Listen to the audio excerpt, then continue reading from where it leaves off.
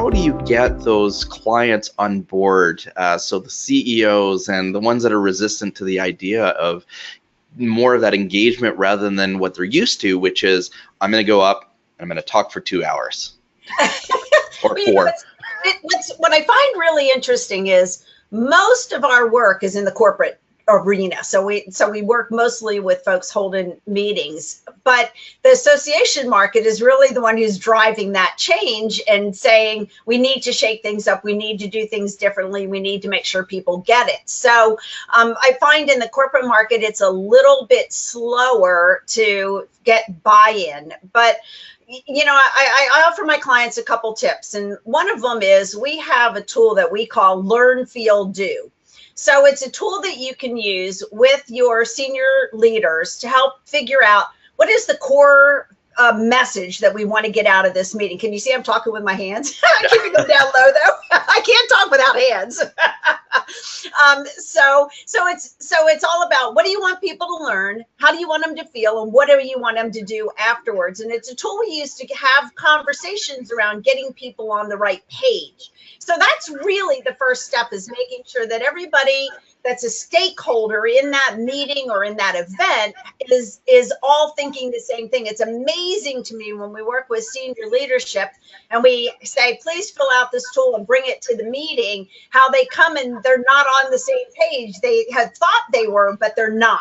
So it's a great opportunity to talk about, are we teaching those things, and to open up conversations on how do we really do that. The second thing is I tend to spout science. You know, I get some facts about learning and about how people learn and how people remember. And I have an activity that I can do with people to show that you will learn more. In like this little 10-minute activity, I can show you can learn more rather than listening by doing something. And then it kind of brings that alive for people.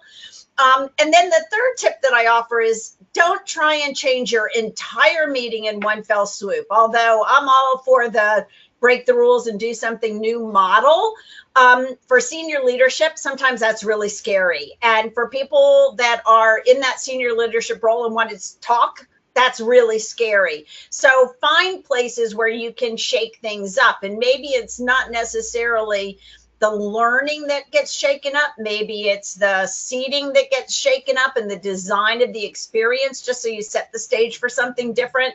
And start in small pieces, you know, get buy-in for a small chunk. You know, let's do this one piece like this and see how it goes and see what the results are. But you know, it's really millennials that are kind of driving this. And so if you have a lot of millennials in your organization, there has to be something different to do to keep them off of their handhelds. So, and paying attention as well.